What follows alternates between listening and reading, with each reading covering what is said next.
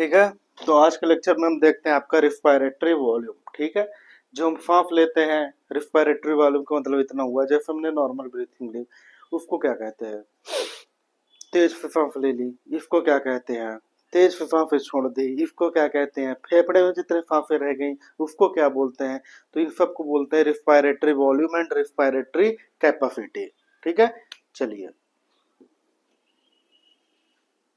तो पहले हम देख लेते हैं आपका रिस्पायरेटरी वॉल्यूम। ठीक है, कोई दिक्कत नहीं। चलिए, रिस्पायरेटरी वॉल्यूम का मतलब सीधे से यही होता है कि जो हम सांसें अंदर लेते हैं या छोड़ते हैं, कितना लेते हैं, उनको हम टर्मिनोलॉजी उनका क्या क्या होता है, क्या क्या बोलते हैं। ठीक है, इतनी बातें समझ में आई? कोई प्रॉब्लम नहीं।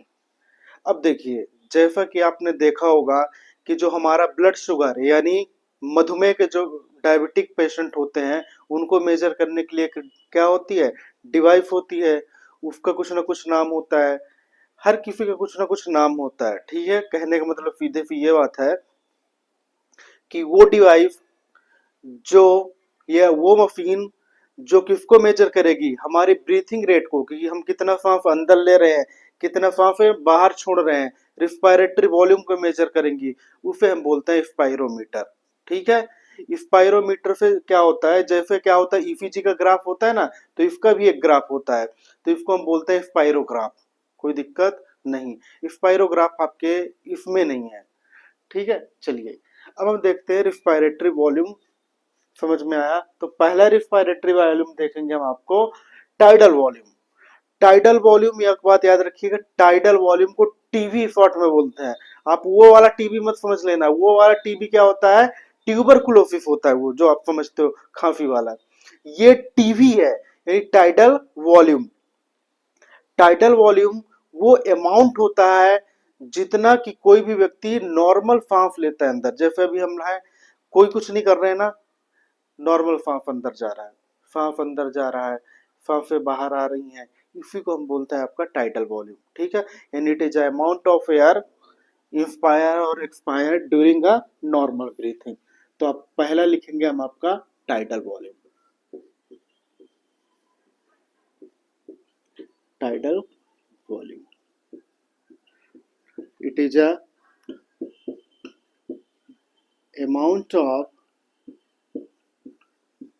amount of air.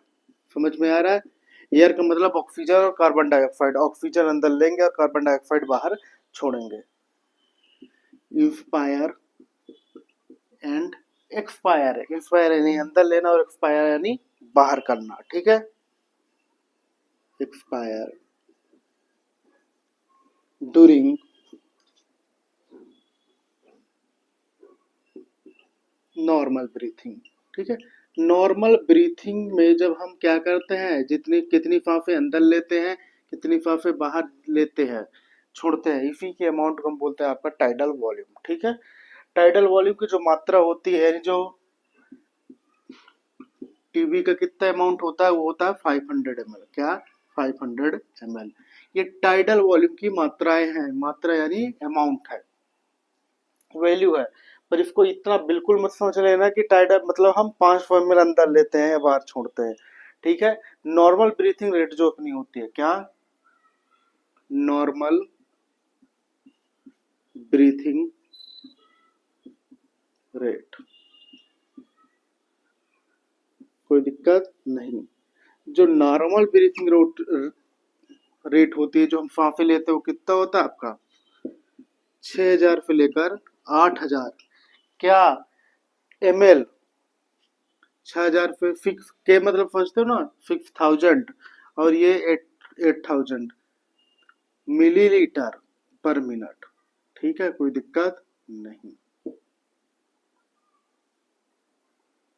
चलिए, इतनी बातें समझ में आई कि नहीं आई? यानी आपको ये पता चल गया, टाइडल वॉल्यूम वो वॉल्यूम होता है, वो अमाउंट होता है जिसमें हम क्या करते हैं, जब नॉर्मल ब्रीथिंग करते हैं तो कितनी ऑक्सीजन अंदर लेते हैं और कितनी कार्बन डाइऑक्साइड बाहर छोड़ते हैं, इसी को हम बोलते हैं टाइडल वॉल्यूम। ठीक है, कोई दिक्कत नहीं। पर देखो जितने भी हमें, नॉर्मली एक बात आप समझो, जितने भी हमने ऑक्सीजन अंदर लिए हैं, जितना भी एयर हमने अंदर लिया है, वो पूरा एयर, पूरा ऑक्सीजन हमारे फेफड़े तक नहीं पहुंच पाता, हमारे लंग्स तक नहीं पहुंच पाता। कुछ अमाउंट एयर के जो होते हैं वो हमारे रिस्पायरेटरी ट्रैक्ट जो हो गए, यानी जैसे ट्रैकिया हो गया, ब्रोंकाई हो गया, वो उसी उधर ही क्या हो जाते हैं, फंस जाते हैं, ट्रैफिक में फंस जाते हैं बेचारे। उसी को हम बोलते हैं आपका क्या, एनाटॉमिकल डेड स्पेस वॉल्यूम। ठीक है, चलिए, तो आपको अभी हमने क्या बताया,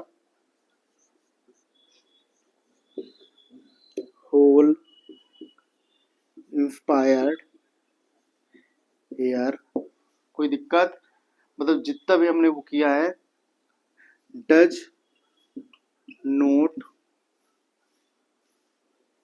reach up to lungs.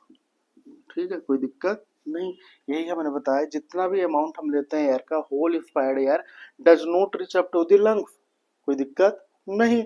In the portion of air, क्या, द, ये मत समझ लेना कि इसके बीच में है, ठीक है, इसके बाद है यार, लो यहाँ पे लिख देते हैं दूसरा point, the portion of air, ठीक है, which remain inside, inside the, कहाँ, बोलिए, respiratory tract, respiratory tract, called anatomical, उसको क्या बोलते हैं, एनाटॉमिकल डेड स्पेस वॉल्यूम। ठीक है, कोई दिक्कत नहीं। ठीक है, इतनी बात समझ में आई। जिसका मात्रा यानी जिसकी अमाउंट कितनी है होती है 150 ml, समझ में आया कि नहीं आया, चलिए, कोई प्रॉब्लम नहीं। देखो हमने जो बताया आप सोचो, टाइडल वॉल्यूम को बताया, it is amount of air inspire और expire during a normal breathing. ठीक है, सीधी सी बात यह है कि आपसे कोई पूछे कि टाइडल वॉल्यूम क्या होता है, तो आपको ये बताना है कि जब हम रेस्टिंग कंडीशन पे होते हैं, हम कोई जबरदस्ती सांस अंदर नहीं ले रहे हैं ना जबरदस्ती सांसें बाहर छोड़ रहे हैं, यानी नॉर्मल ब्रीथिंग जो होती है हमारी, जब नॉर्मल कंडीशन में हम ऑक्सीजन अंदर लेते हैं, कार्बन डाइऑक्साइड बाहर छोड़ते हैं, इसी को हम बोलते हैं टाइडल वॉल्यूम। ठीक है, जैसे ये है आपका क्या, टाइडल वॉल्यूम। टाइडल वॉल्यूम कितनी होती है, उसकी अमाउंट होती है 500 ml। ठीक है, पर इसका मतलब ये बिल्कुल भी नहीं है कि आपका नॉर्मल ब्रीथिंग रेट है। नॉर्मल ब्रीथिंग रेट होती है, यानी जो हम 1 मिनट में कितने सांसें लेते हैं, वो होता है आपका 6000 से 8000 मिलीलीटर पर मिनट। यानी जो हमारी नॉर्मल ब्रीथिंग रेट है वो कितनी है, 6000 से लेकर 8000 ml पर मिनट, यानी 1 मिनट में हम 6000 से लेकर 8000 के बीच में हम सांसें ले लेते हैं और ऑक्सीजन लेते हैं और कार्बन डाइऑक्साइड छोड़ देते हैं। ठीक है, चलिए, अब एक बात आता है, एक टर्म आता है, चलो एक एग्जांपल के लिए हम बताते हैं कि हमने क्या किया कि मान लो कि 200 ml हमने ऑक्सीजन अंदर लिए, कितने, 200 ml हमने ऑक्सीजन अंदर ले लिए, तो 200 ml जो ऑक्सीजन अंदर लिए हो, तो पूरा 200 ml कहां तक नहीं पहुंच पाएगा, फेफड़े तक 200 ml नहीं पहुंचेगा। ठीक है, उनमें से कुछ कहां पे पहुंच जाएगा, कुछ कहां पर फंसे रह जाएंगे, कुछ ट्रैफिक में फंस जाएंगे, मतलब रिस्पायरेटरी ट्रैक्ट में, जैसे ब्रोंकाई हो गया, ट्रैकिया हो गया, इधर रह के वो फंस जाएंगे। तो वो अमाउंट एयर का जो लंग्स में पहुंचा ही नहीं, जो रिस्पायरेटरी ट्रैक्ट में ही फंसा रह गया भीड़ भाड़ में ही, उसी को हम बोलते हैं आपका क्या, एनाटॉमिकल डेड स्पेस वॉल्यूम, जिसकी अमाउंट होता है, जिसकी मात्रा होती है 150 ml, क्या, 150 ml। ठीक है, चलिए, टाइडल वॉल्यूम समझ में आया। अब दूसरा हम आपको देखते हैं क्या, IRV, यानी इंस्पायरेटरी रिजर्व वॉल्यूम। आज हम आपको योगा सिखाएंगे, ठीक है, चलो।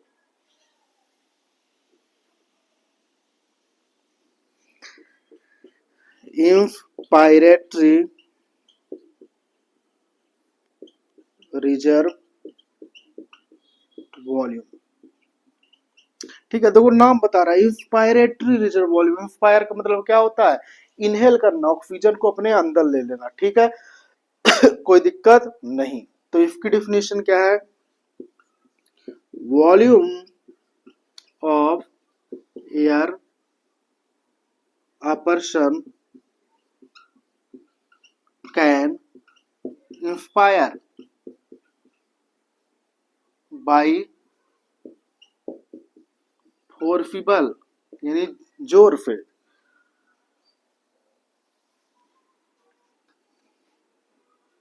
forcible inspire over tidal volume.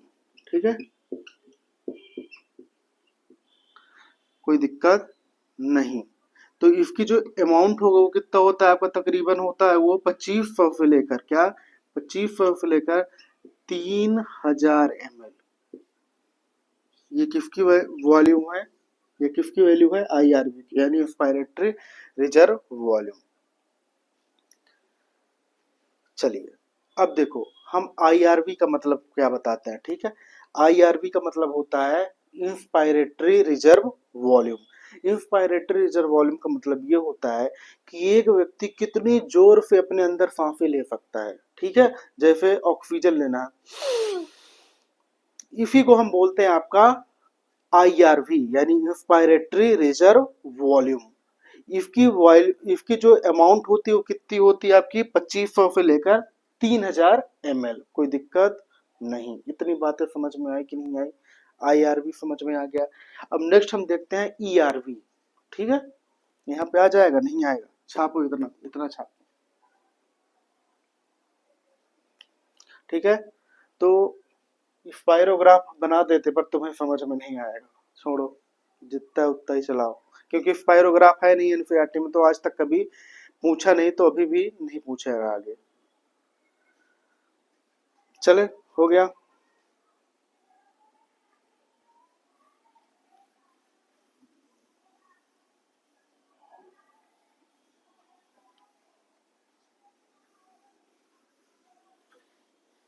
देखो भाई, अब जैसे हमने अभी क्या देखा, कहाँ गया?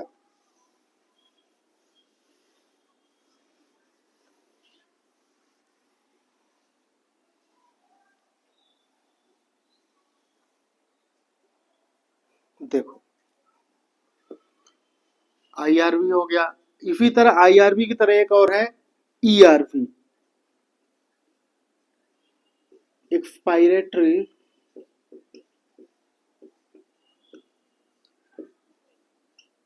Reserve volume. ठीक है, ये वैल्यू नहीं है, वॉल्यूम है। ठीक है ना, इसी को प्यार से बोलेंगे ईआरवी, छोटा सा। ठीक है, ईआरवी का भी मतलब वैसे ही होगा जैसे देखो आईआरवी में हमने क्या किया था, कोई भी एक व्यक्ति कितनी तेजी से यानी कितने फोर्स के साथ सांसें अंदर ले सकता है, उसको बोला आईआरवी, इंस्पायरेटरी रिजर्व वॉल्यूम। एक व्यक्ति कितनी तेजी से या कितनी फोर्सफुली, कितना जी जान लगा के ऑक्सीजन अपना, सॉरी कार्बन डाइऑक्साइड अपना बाहर छोड़ सकता है, इसी को बोलते हैं हम आपका ईआरवी यानी एक्सपायरेटरी रिजर्व वॉल्यूम। कहाँ गया?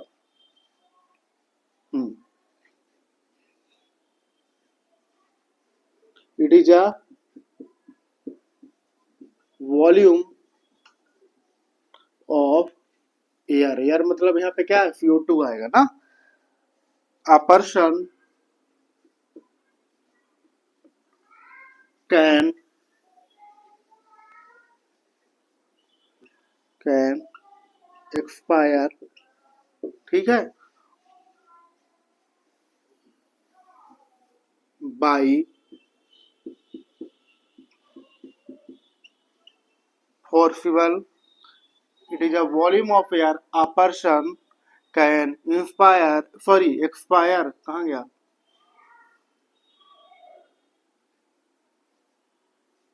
By forcible। ठीक है, कोई दिक्कत नहीं। एक्सपायरेशन क्या? Expiration over TV. Over TV मतलब समझ गए ना, क्या टाइडल वॉल्यूम।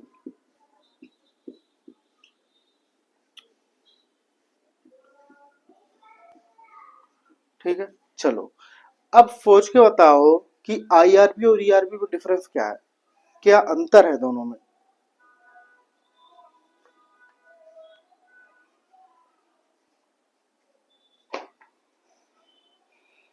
हम्म, चलो इतना छोड़ दो, तुम डायरेक्टली इसमें चलो जो तुम्हारा मेन है। इट इज अमाउंट ऑफ या volume of air a person can expire by forcefully expiration. जिसकी मात्रा यानी जिसका अमाउंट कितना होगा, नियर बाई कितना होता है ईआरबी का, 1200, सॉरी 1200 नहीं, 1000 फिर 1100 ml, कितना 1000, 1000 से 1100। ये जरूरी है भाई कि ये एनसीईआरटी के अमाउंट है, ठीक है। चलिए कोई दिक्कत नहीं।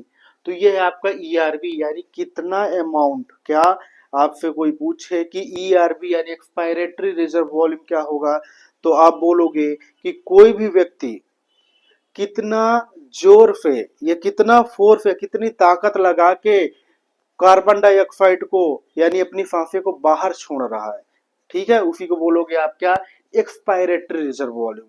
जिसकी अमाउंट कितनी होती है, जिसकी वैल्यू होती है 1000 से लेकर 1100 ml, ठीक है। जैसे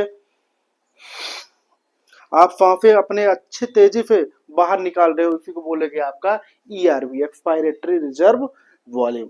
कोई दिक्कत नहीं। फिर एक और आएगा रेसिडुअल वॉल्यूम, लास्ट है वॉल्यूम में एक ही है। कहाँ गया चौथा, हाँ लो, नाम ही बता रहा है रेसिडुअल यानी बचा हुआ, कहीं ना कहीं तो बचा होगा, और कहाँ पे बच सकता है residual volume,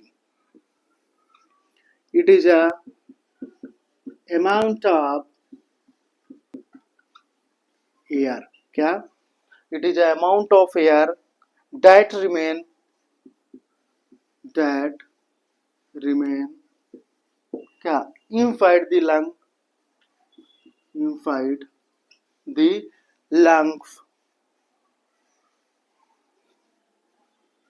the lungs after forceful expiration. ये फोर्सफुली एक्सपायरेशन के बाद यानी जब आपने पूरा छोड़ दिया तो कितना अमाउंट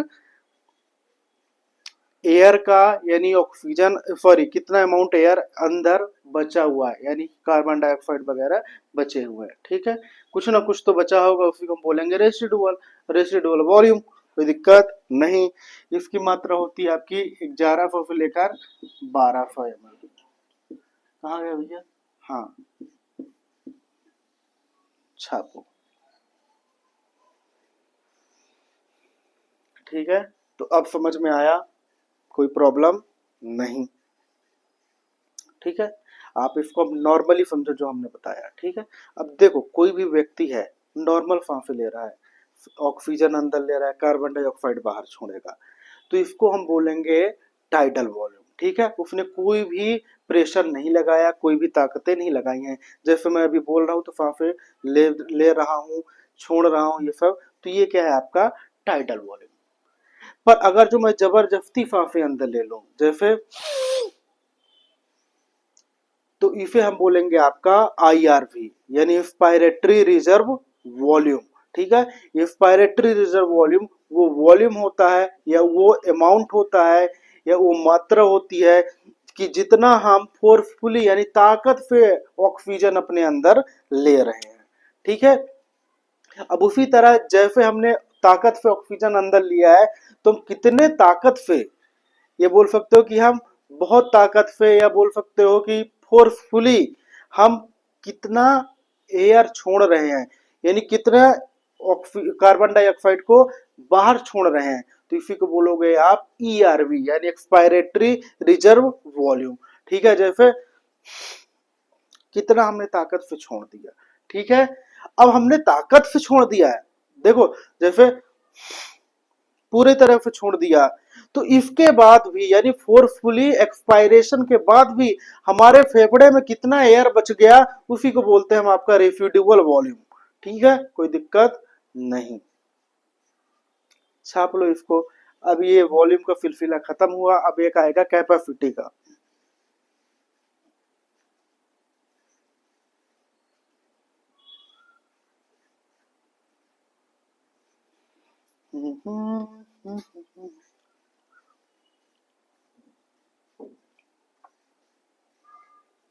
हो गया।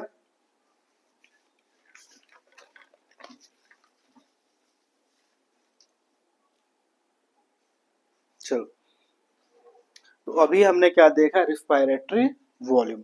अब हम देखेंगे रिस्पायरेटरी या पल्मोनरी कैपेसिटी।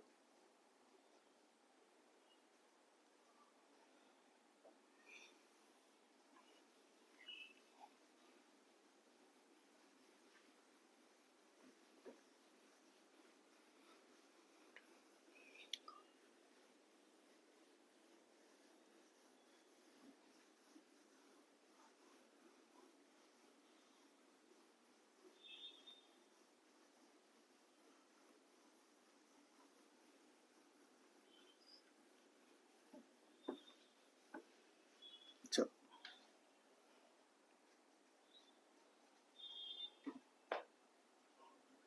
कहाँ गए? अब क्या देखेंगे, अभी हमने क्या देखा, रिस्पायरेटरी वॉल्यूम। अब क्या देख रहे हैं हम, आपका रिस्पायरेटरी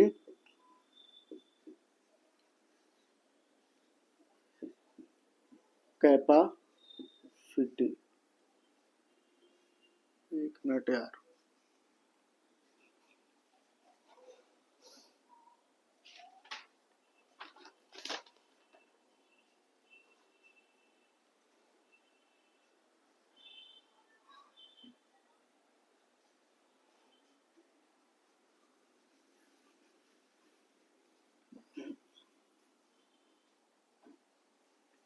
चलो यहाँ पे लिखो रिस्पायरेटरी, अब दिखता होगा कैपेसिटी।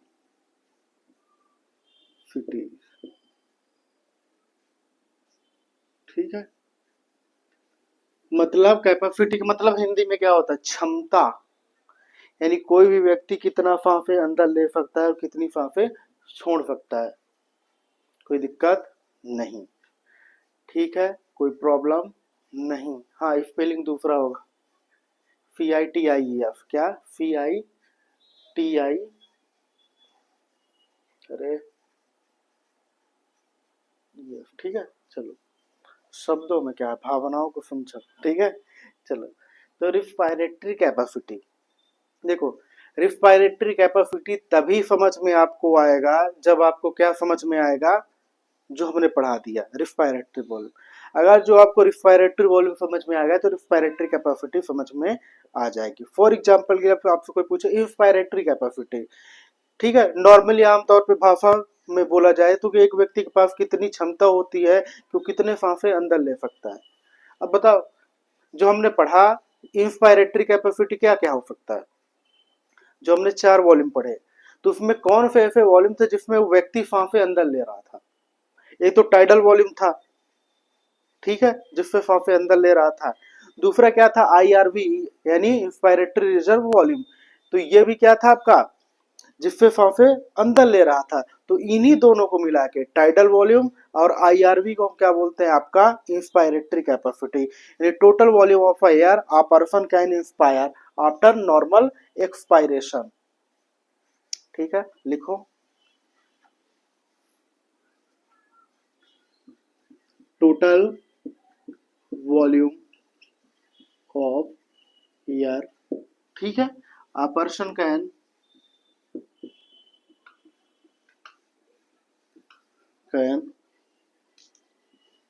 इंस्पायर, ठीक है, after normal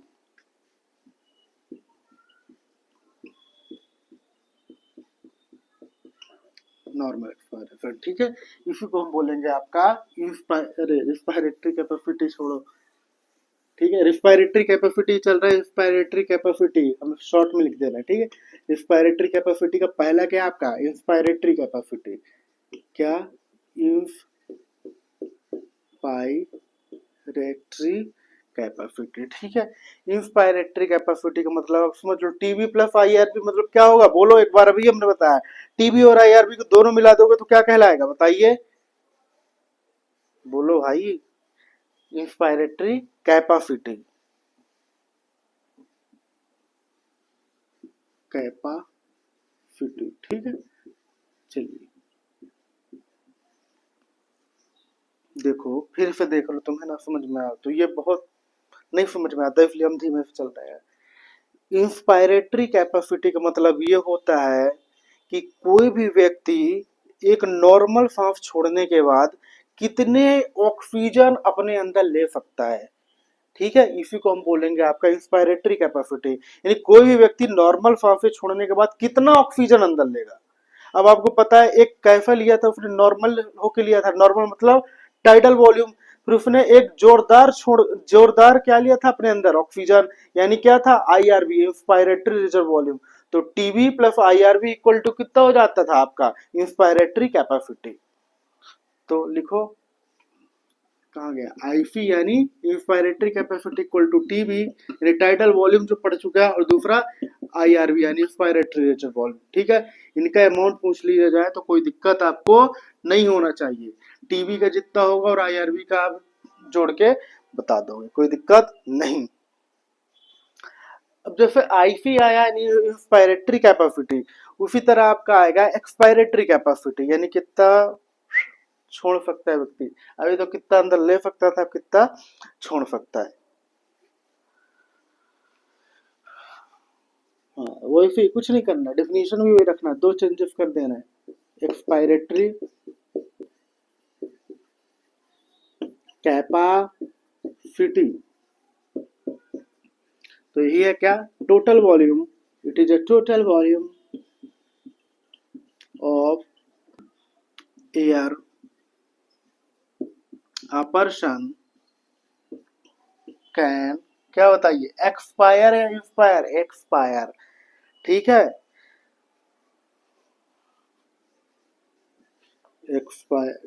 expire after normal inspiration, ठीक है, इसको बोलोगे आप एक्सपायरेटरी कैपेसिटी। अब सीधी सी बात ये है कि ये बोल रहा है कि, ठीक है देखो, ये सीधे से ये बोल रहा है कि एक्सपायरेटरी कैपेसिटी का मतलब ये होता है कि कोई भी व्यक्ति नॉर्मल सांस अंदर लेने के बाद, जैसे हमने, अब हम कितनी तेजी से या कैसे टोटल करके कितना हम छोड़ सकते हैं, तो फिर बोलोगे आप एक्सपायरेटरी कैपेसिटी। जैसे हमने सांसें अंदर ली नॉर्मल, हमने सांसें अंदर ली नॉर्मल, पर उसको छोड़ कैसे रहे हैं, नॉर्मल भी छोड़ रहे हैं और तेजी से भी छोड़ रहे हैं। तो नॉर्मल जो छोड़ा गया तो वो क्या था, टीवी यानी टाइडल वॉल्यूम, प्लस जो जबरदस्ती छोड़ा गया था वो क्या था आपका, ईआरवी यानी एक्सपायरेटरी रिजर्व वॉल्यूम। तो टीवी और ईआरवी को मिला दो तो क्या कहलाता है आपका, ईसी यानी एक्सपायरेटरी कैपेसिटी। तो टीवी इक्वल टू, अरे sorry, IC equal to TV plus ERV, कोई दिक्कत नहीं, आईसी नहीं भाई, दिक्कत है ना, ईसी है यानी एक्सपायरेटरी कैपेसिटी। चलिए, फिर आपके पास तीसरा आएगा लाइन, अरे क्या बोलते हैं यार, एफ आर सी यानी फंक्शनल रेसिडुअल, रेसिडुअल का मतलब ये बचा हुआ कैपेसिटी, ये फंक्शनल रेसिडुअल कैपेसिटी, शॉर्ट में प्यार से बोलोगे एफ आर सी, ठीक है। चलो, एफ आर सी का मतलब ये हो जाएगा, it is a amount of air that remain inside inside the lungs after, किसके बताइए, आफ्टर नॉर्मल एक्सपायरेशन,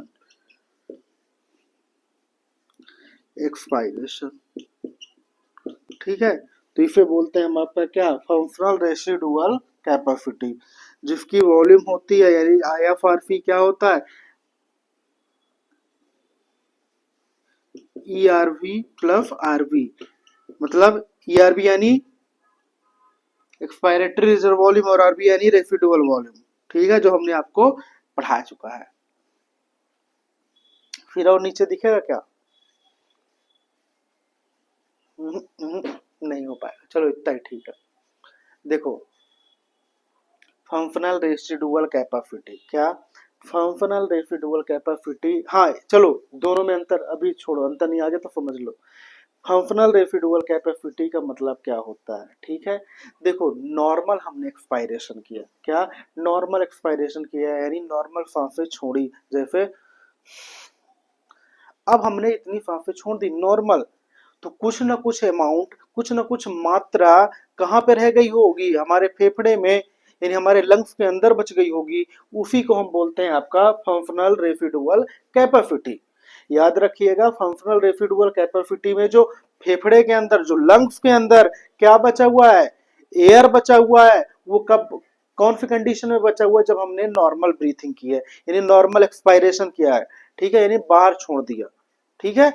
पर याद रखो रेसिडुअल वॉल्यूम क्या था, रेसिडुअल वॉल्यूम का भी मतलब यही था कि जो अमाउंट एयर का बच गया हमारे फेफड़े के अंदर, पर हमने रेसिडुअल वॉल्यूम में क्या किया, हमने जोरदार सांसें बाहर छोड़ी, जोरदार बाहर सांसें छोड़ी, मतलब यानी फोर्सफुल एक्सपायरेशन किया।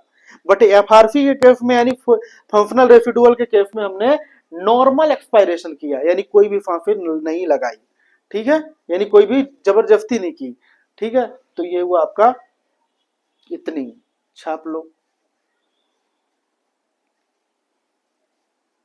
एक मिनट,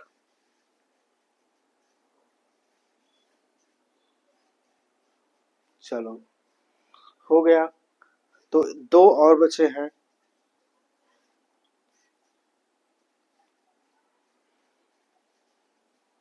देखो इसको धीमे से या 2-3 बार इसलिए करके चाह रहे हैं क्योंकि क्वेश्चन इससे आता है और सामने वाला व्यक्ति नहीं कर पाता, फिर वो नीट 2025 की तरह अपने नसीबों को कोसेगा, नसीबों को नहीं है, कुछ कोचिंग वाले होते हैं अपना कोचिंग चलाने के लिए, हाँ बेटा इससे ज्यादा टफ तो आज तक कोई पेपर ही नहीं आया, वो भूल गए कि एम्स का भी पेपर आता था कभी, एम्स की स्पेशल क्लासेस लगती थी, क्लासेस तो वही होती थी, स्पेशल छांट दिए जाते थे कुछ कोचिंगों में, ठीक है। तो ये सब जनता को चूतिया बनाया जा रहा है, जनता को मतलब तुम्हें,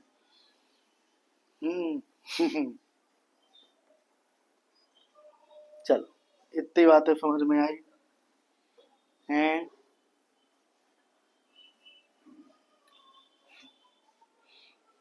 देखो अब इतनी बातें समझ में आ गई, तो अब एक बचता है आपका क्या, बोलो, VC यानी वाइस चांसलर, नहीं वाइटल कैपेसिटी, ठीक है। चलो कहाँ गया भैया, चौथा है क्या, जो भी हो तुम्हें क्या, अरे चल तो सही, वाइटल कैपेसिटी यानी VC। अब ये क्या है, ये टोटल अमाउंट ऑफ एयर, देखिए कितना amount of air can be expire, यानी कितना अमाउंट, यानी कितनी मात्रा हम छोड़ सकते हैं, क्या फेंकना नहीं है, ऑक्सीजन छोड़ सकते हैं उसी को, पर कब, कंडीशन ये भी है, ये देखो एक्सपायरेशन करेंगे पर फोर्सफुली करेंगे, पर कब करेंगे, जब डीप इंस्पायरेशन हो जाएगा, यानी बहुत तेजी से अंदर हम ले लेंगे, ठीक है। यानी समझ रहे हो कि नहीं समझ रहे हो, वाइटल कैपेसिटी में हम क्या करेंगे कि हम पहले बहुत डीप, यानी बहुत अंदर, यानी बहुत अंदरूनी तरीके से हम क्या करेंगे, ऑक्सीजन को अंदर लेंगे बहुत जोर से, ठीक है, जितनी अंदरूनी यानी जितनी ताकत से हमने क्या लिया है, ऑक्सीजन यानी एयर को अंदर लिया है, सेम उतनी ही ताकत से यानी उतना ही जोरदार लगा के हमें क्या करना है, अपने को एक्सपायरेशन भी करना है, यानी कार्बन डाइऑक्साइड को बाहर छोड़ना है। इसी को हम बोलेंगे आपका वाइटल कैपेसिटी। ठीक है,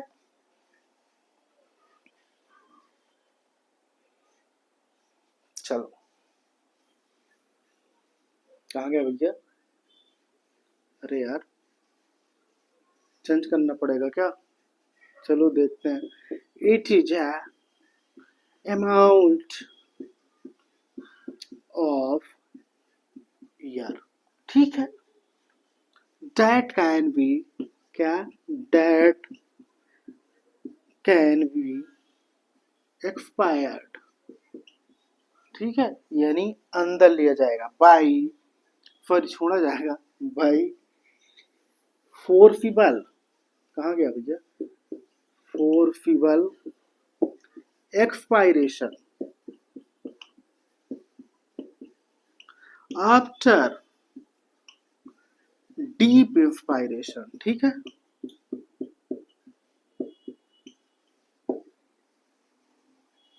इसी को हम बोलेंगे आपका एफ, सॉरी का वाइटल कैपेसिटी। ठीक है, कोई दिक्कत नहीं। कहाँ गए भैया? हाँ चलो, इसकी मात्रा लिखिए।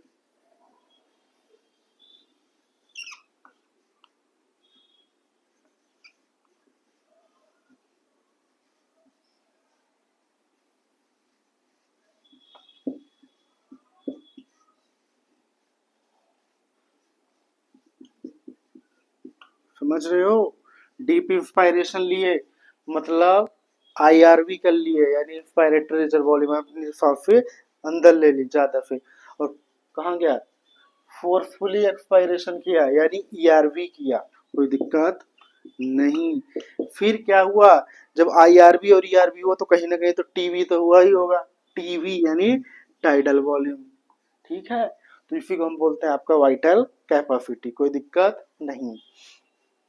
तो आपसे कोई पूछे, it is amount of air that can be expired by the forceful expiration after deep inspiration.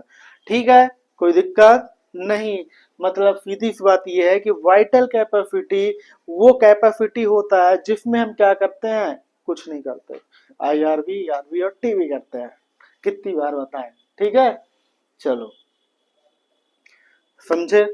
तो आपसे कोई पूछेगा तो क्या है, it is amount of air. ठीक है, नॉर्मली वाइटल कैपेसिटी का मतलब ये होता है कि कोई भी सामने वाला व्यक्ति बहुत जोर से अंदर सांसें ले ले, यानी डीप इंस्पायरेशन कर ले, और जित वो ऐसे ही जैसे उसने डीप इंस्पायरेशन किया यानी सांसें अंदर ली है जोरदार, तो उसी तरह जोरदार वो एक्सपायरेशन भी कर ले, यानी कार्बन डाइऑक्साइड को बाहर भी छोड़ दे, उतनी ही ताकत लगाकर, तो उसी को बोलोगे आप वाइटल कैपेसिटी। और वाइटल कैपेसिटी में क्या क्या आएगा, क्योंकि आपने सांसें बहुत तेजी से अंदर ली हैं तो आ जाएगा आईआरवी यानी इंस्पायरेटरी रिजर्व वॉल्यूम। और आपने बहुत तेजी से क्या छोड़ दिया है, CO2, तो क्या कहलाएगा, ईआरवी प्लस सांसें आना और जाना क्या कहलाएगा, टाइडल वॉल्यूम। कोई दिक्कत नहीं। तो ये हुआ आपका वीसी यानी वाइटल कैपेसिटी। फिर नेक्स्ट आएगा आपका टीएलसी। टीएलसी मतलब क्या, थिन लेयर क्रोमेटोग्राफी नहीं, क्या, टोटल लंग कैपेसिटी, नाम ही बता रहा है कितना अंदर ले सकता है। ठीक है, यानी फेफड़े में कितनी क्षमता है तुम्हारी, उसी को बोलेंगे हम आपका टीएलसी। पांचवा, अरे बदलना पड़ेगा, रुको एक मिनट।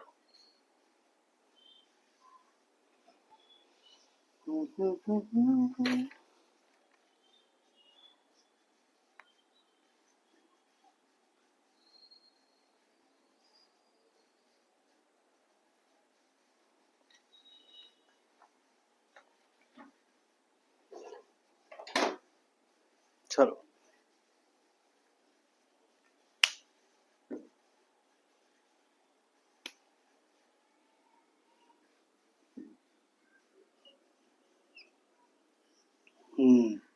क्या थे हम, टोटल लंग्स कैपेसिटी, ठीक है, ठीक है।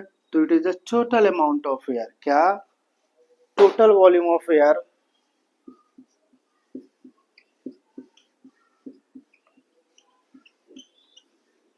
ऑफ एयर, ठीक है, that can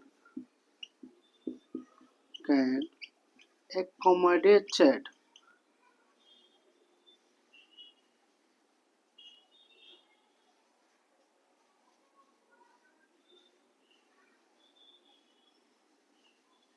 accommodated in lungs, ठीक है।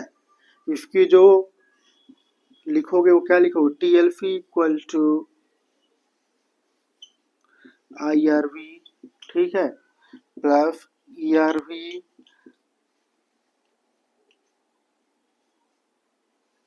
प्लस RV, कोई दिक्कत नहीं। देखो ऊपर और नीचे, उधर क्या टाइडल वॉल्यूम है, वाइटल कैपेसिटी में टाइडल वॉल्यूम आ रहा है, और इसमें टोटल लैंग कैपेसिटी में क्या आ रहा है, रेसिडुअल वॉल्यूम आ रहा है, ठीक है, कोई दिक्कत नहीं।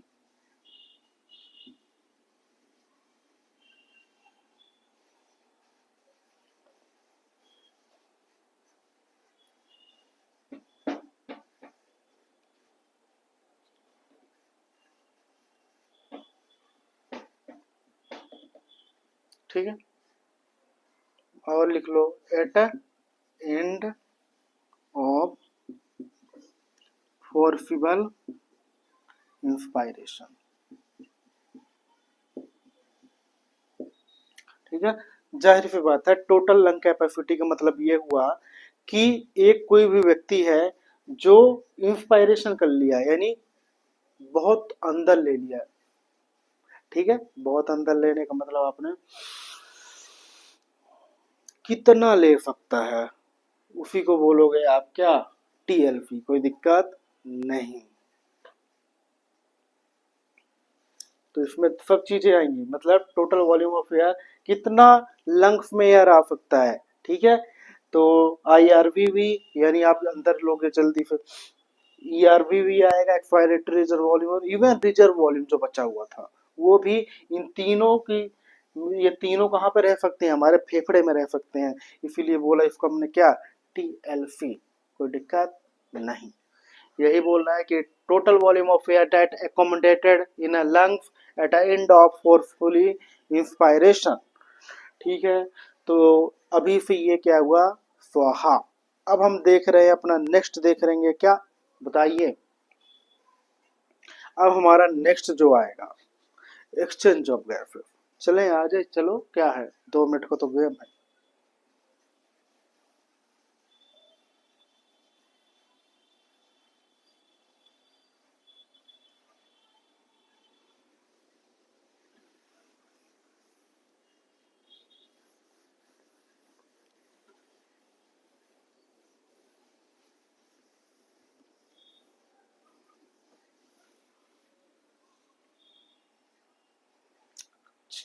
खत्म, चलो। अब देखो गैस का एक्सचेंज, गैस का एक्सचेंज क्या कहलाएगा, आपको भी पता है, एक्सचेंज ऑफ गैसेस मतलब गैस का आदान प्रदान। अरे यार, एक्सचेंज ऑफ गैसेस, ठीक है। तो primary fight of gas exchange कौन है, fight for exchange of gas. Gas के एक्सचेंज के लिए जो प्राइमरी फाइट होती है, यानी कहाँ पे होता है मेनली गैस एक्सचेंज, तो वो कहाँ पे होता है, एल्वियोलाई, और एल्वियोलाई कहाँ पे होती है, फेफड़े के अंदर, लंग्स के अंदर। गैस का एक्सचेंज ब्लड और टिश्यू के बीच में भी होता है, या ब्लड और सेल के बीच में भी होता है, कोई दिक्कत नहीं। ये सब हमने बताया कि अलग अलग को टर्मिनोलॉजी को क्या बोलते हैं। देखो नेक्स्ट चीज है, पहली बात ये हुई कि कहाँ पे होगा, एल्वियोलाई में। और कहाँ पे हो सकता है? एक तो एल्वियोलाई में होगा, दूसरा कहाँ पे होगा?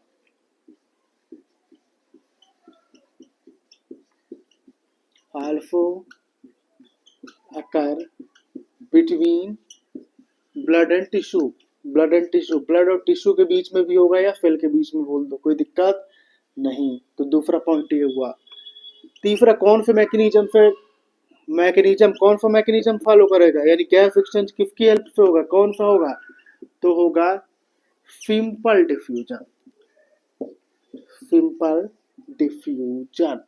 सिंपल डिफ्यूजन क्या होता है आपको पता है? बताइए।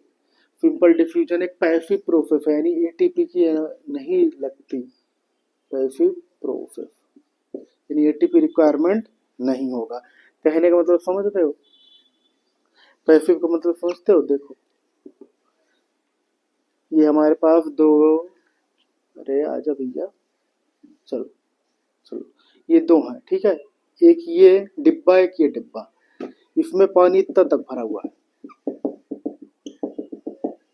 इसमें पानी इतना तक भरा हुआ है, ठीक है, कोई दिक्कत नहीं। पानी इसमें ज्यादा, इसमें कम है, ठीक है। इसमें बीच में हमने नली निकाल दिया, इसमें छेद दिया, ठीक है, कोई दिक्कत नहीं। तो इसका पानी इधर आएगा कि इसका पानी इधर आएगा? भाई इसका पानी इधर आएगा, यानी हायर कंसंट्रेशन से लोअर कंसंट्रेशन, ठीक है, higher concentration to lower concentration जाना ही क्या कहलाएगा? आपका सिंपल डिफ्यूजन, ठीक है, यानी पैसिव प्रोसेस, कोई दिक्कत नहीं। तो जो गैसीय फ्रिक्शन जो होगा किसके बीच में, कौन सा मैकेनिज्म से होगा? Simple diffusion. नेक्स्ट, अब आपसे कोई पूछे कि इसमें किस पे बेस्ड रहेगा, मेनली गैसीय फ्रिक्शन मेनली बेस्ड होना पार्शियल प्रेशर, क्या? दूसरा पॉइंट क्या है? इट इज मेनली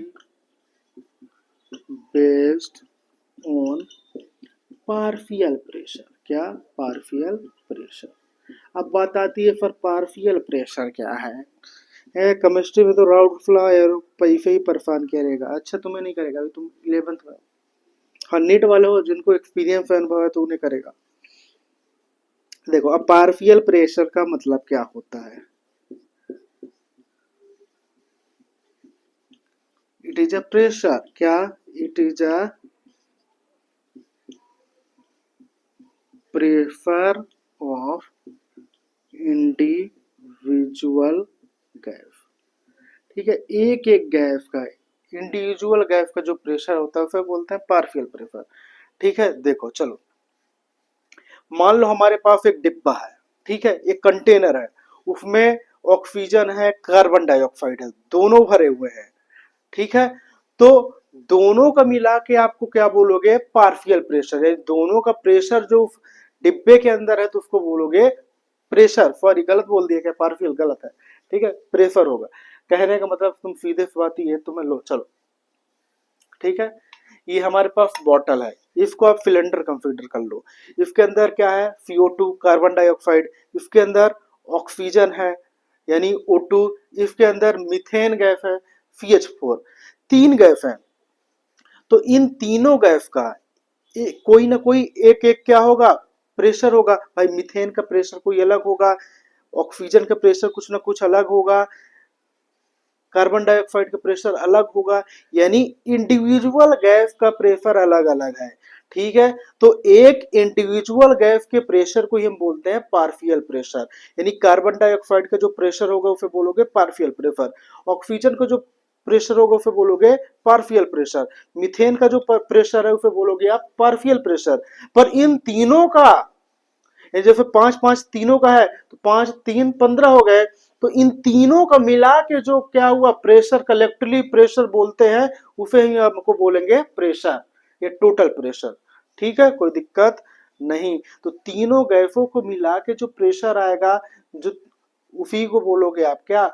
प्रेशर, या इसी को बोलोगे टोटल प्रेशर। पर एक एक जो इंडिविजुअल गैस के प्रेशर है उनको बोलोगे आप पार्शियल प्रेशर, ठीक है, कोई दिक्कत नहीं। छापो।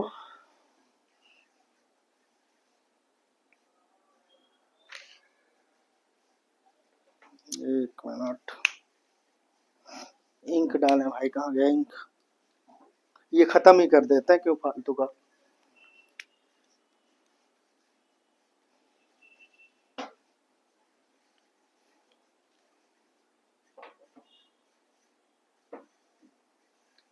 एक काम करो, यहीं तक रखते हैं, फिर कल अपन करते हैं, 2 लेक्चर में ये स्वाहा खत्म। ठीक है, चलो।